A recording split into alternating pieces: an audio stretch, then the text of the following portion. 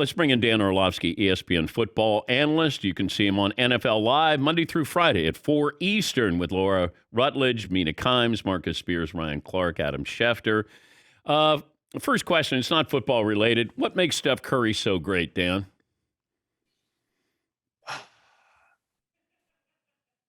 I don't know. I've talked about it a lot, how great he is. He's good at everything. Thank you for playing along.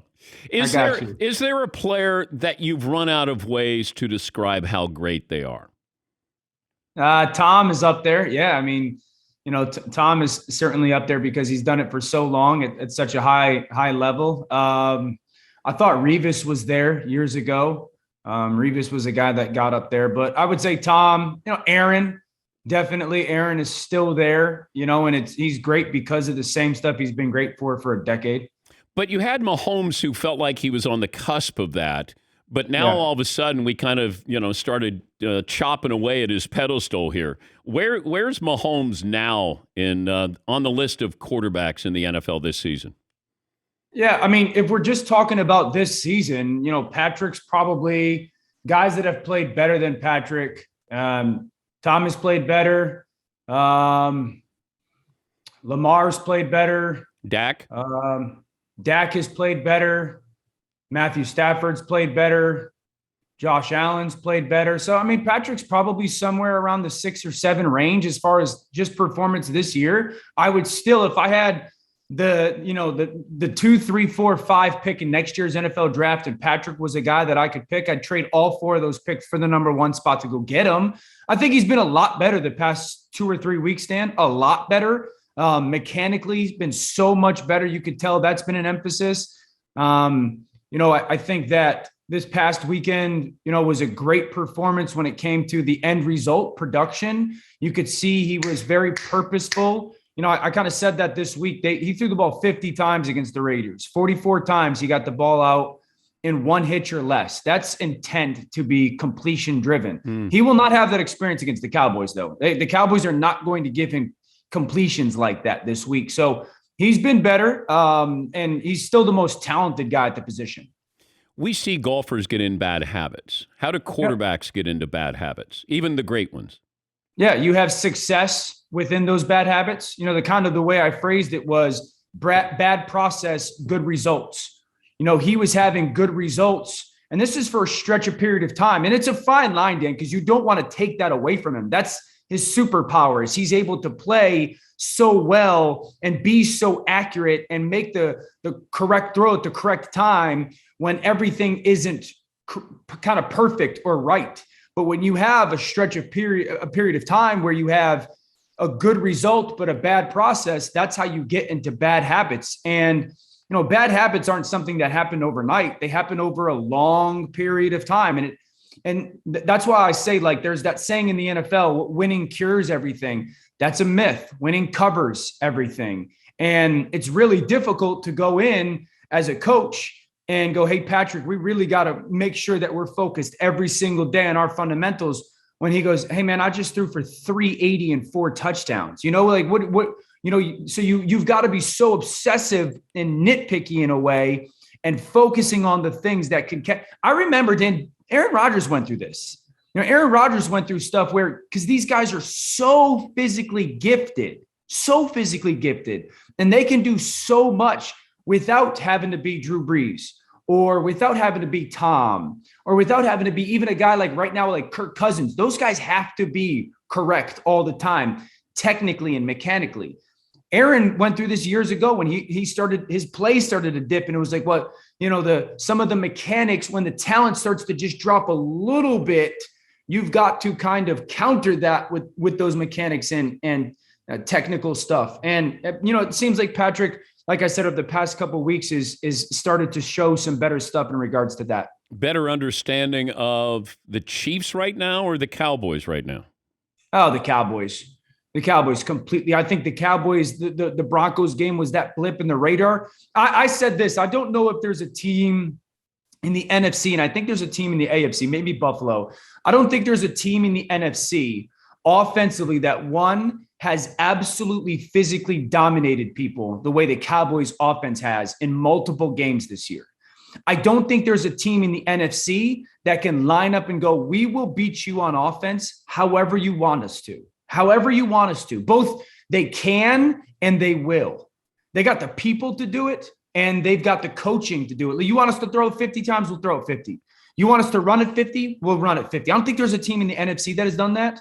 And then I don't think there's a defense in the NFC that has suffocated offenses more than the Dallas Cowboys defense has this year. And so I think that's we got a really good understanding of who Dallas is. I know Kansas City has played better in the past couple of weeks. I just doing my job. Defensively, they've been better over the past 2 weeks. They played Jordan Love and they played the Raiders without Henry Ruggs. The Raiders are a wildly different offense without Henry Ruggs. And I think offensively, like I said, the Raiders scheme-wise, defense is we are going to give you these completions. I mean, they had 264 yards after the catch on offense, Kansas City the other night. So I have said it's nice to see, but I got to see it against Dallas. Former NFL quarterback, now ESPN football analyst Dan Orlovsky joining us. Just a bad night for the Rams, or is there a bigger picture here? No, I think there's a little bit of a bigger picture. Definitely a bad night. I think offensively they were exposed in one very specific area. That's the interior of their offensive line. You know, I've talked to all season how they've gone to this empty mindset, empty package, 5 guys in protection, 5 guys out as pass catchers, and they've had a ton of success with it. But then they've played 2 really good defensive lines in Tennessee 2 weeks ago and then San Francisco. And the interior of their offensive line has gotten beat up. And I think Sean McVay needs to go back to a little bit of what got him here. Now, what I mean by that is put the quarterback under center and use more play action pass. A lot of times people, myself included, will say you got to do more of that because it's to help the quarterback. Hey, let's help our quarterback. It's stuff that quarterbacks see well. They don't have to know the coverage. They can just go through progressions 1, 2 to 3. You know, you can create chunks with it. I think they need to do it to protect what right now is their greatest weakness on offense. And that's the right guard, the center, and the left guard. Those 3 guys in the middle. And when you do that, one, defensive linemen don't know it's going to be a pass. You know, when you get into that empty set, defensive linemen don't have, you've made them play one-dimensional. It's a pass, boys. You know, when we can go be pass rushers. When you put them under center and use some run play action, they don't know it's a pass. They can work in unison a lot more in the play action game. You're moving the launch point for the quarterback. Sometimes he's behind the center. Sometimes behind the guard. Sometimes behind the tackle. Which tackle is it going to be? Sometimes he's outside the pocket. So those guys, defensive line-wise, got to move. And so it helps the offensive line. So I really think this is a moment similar to Tampa last year. Hey, I remember pounding the tables like Tampa. You gotta go more play action for Tom. You gotta keep him protected. You gotta use motion more. Well, they did after their bye, and it helped. I think it's similar to that. And then I just touch on the defense, Dan. Like they are philosophically what's going on in the NFL right now. A lot of teams are playing those 2 safeties, and the Rams kind of lead the charge in that. That's fine. That's great. You got to know how teams are going to attack you, though. You got to know that teams are going to be willing and able to run the football against you. And if you're going to do that, I think their corners and their safeties got to be way more aggressive when they're in run support, because San Francisco just ran the ball and the corners and safeties are hanging back like, what's up? You got to know that teams are going to do that. So I think those are 2 things they got to fix. Feels like most of these quarterbacks get 1 week. I mentioned Jameis Winston week 1, always a dark horse for the MVP. Josh Allen had a week. Tom Brady's had 1. Dak Prescott, Lamar Jackson's had 1. And now it's Mac Jones' week. Did the analysts, what did they get wrong, or did they get wrong with Mac Jones? Or did he just end up with the right place, the right team, the right coach? I think a lot of people had it wrong. You know, so I call college football games, and I remember doing the Alabama-Arkansas game and sitting down with the people around Alabama and asking them about Mac Jones. And I'll never forget Steve Sarkisian, the head coach of Texas, who was their OC, talking to me about how much better Mac was because he was the scout team quarterback playing against the Alabama defense. Yeah.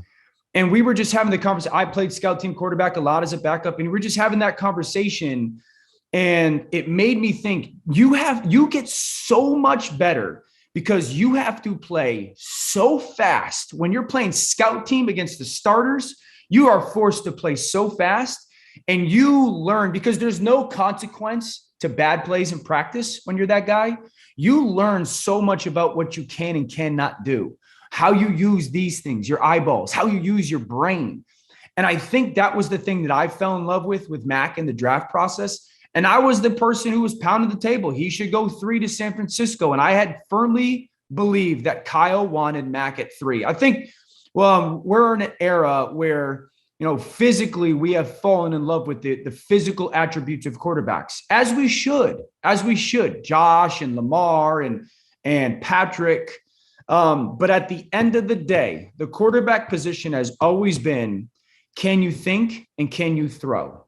And if you do those two things at an incredibly high level consistently, you are going to be really, really, really good. And I think we became so obsessed with, well, he's not fast, that a lot of people lost sight of he plays really fast. And I think that's the thing you're seeing is he just plays so fast. And he's got. But if I redrafted, Dan, yeah, the first quarterback off the board, Trevor Lawrence. Okay, the second quarterback off the board. Yeah, I think we're having a conversation. I really do. I think that now I want to be fair. Zach Wilson, we understand the situation that he's been in. I think we're having a conversation because everything that you need to be good at quarterback, Mac does. We haven't seen that out of Zach yet. Now, Mac has also been supported to show that. Zach has not. But I think we're having a conversation. Zach can still do things that Mac Jones just can't. He physically has the ability to do things that Mac Jones just cannot. It's a conversation, Dan. Who's home? My wife. Oh, she just came in? Yeah. Does she love Mac Jones as well? No, she don't like Mac Jones. No, she's a Philly girl, man. She's going to ride with Jalen Hurts until the Eagles decide to move on from Jalen Hurts. Are you all in on Jalen Hurts? No, I'm not all in. Okay. I'm not all in. I still think that, and I'll still remain adamant. I think Philadelphia made a mistake in regards to that. In regards to, the cards. I will say this, I've been really impressed with Jalen. I think if, Jalen Hurts, can you become a consistent pocket passing quarterback? And I think week after week, he's starting to show that a little bit. He really has. I thought there was a play in the Denver game this past week that kind of is the imagery of, hey, yes, I can. And he's starting to do it more and more. The Browns are fading. I don't know if they've ever been in the limelight this year, Dan. I don't know if they've ever, had the light to fade. I think that, man, a lot the Browns of expectations. Where's the defense? I can blame Baker. I can blame running backs, offensive line. The defense seems to be getting away with something here. Yeah, their defense, mainly the back end, is just poor. They can't cover. And I know they try to play zone. They're not good in zone. I think when they're in zone, I think they're way too soft in their zone coverage. Like you can play zone coverage and still be intentional, still be physical, allow teams to feel your presence. They just give you completions.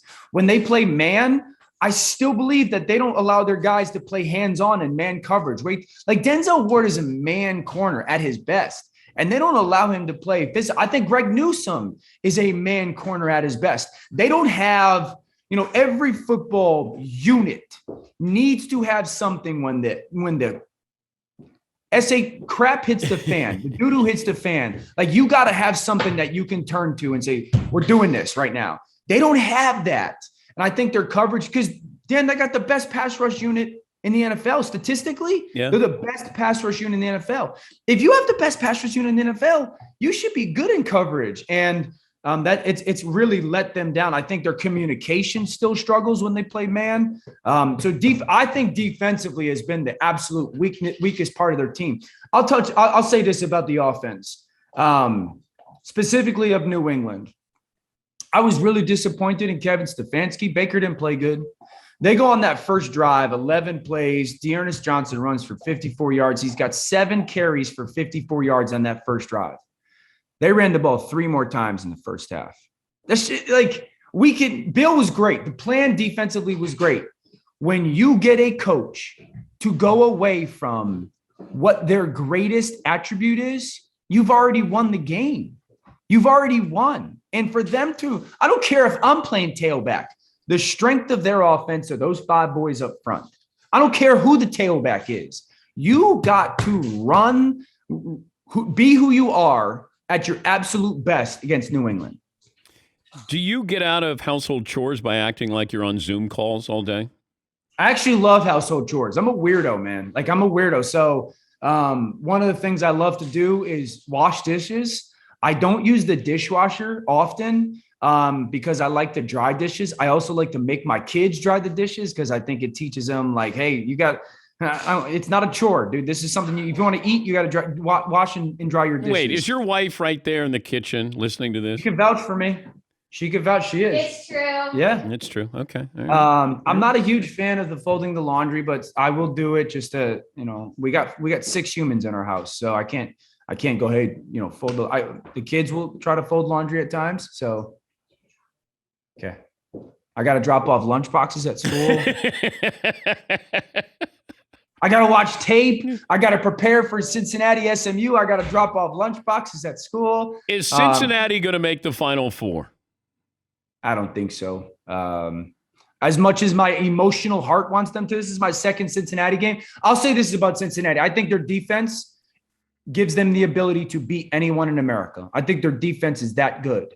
I don't think over the past month they've buried teams, and that's on them. Yeah. I think you got to bury teams if you're going to be that team and want to get in. I think Michigan's really good. I called Michigan Penn State last week. I think Michigan's really good. I think Michigan State is a really good football team. Who has a chance to beat Ohio State, Michigan or Michigan State? I think Michigan has a better chance to beat Ohio State. I like their coverage in Michigan. Aiden Hutchinson and David Ojabo, their 2 rush ends are phenomenal players. I think their consistency to line up, Michigan will put 6-7 offensive linemen on the field with a tight end or 2 and just, hey, we are unapologetic right now. I think that's the difference between the Michigan teams, like the team this year that I've called 2 Michigan games, and the teams of the past, is they are playing in the style that Jim wants them to play. And I think that's different. I think Michigan's got a chance to beat Ohio State. I do. Safe travels. Always great to talk to you. And good luck today with your chores. Thanks, man. Go Steph Curry. That's Dan Orlovsky. NFL Live.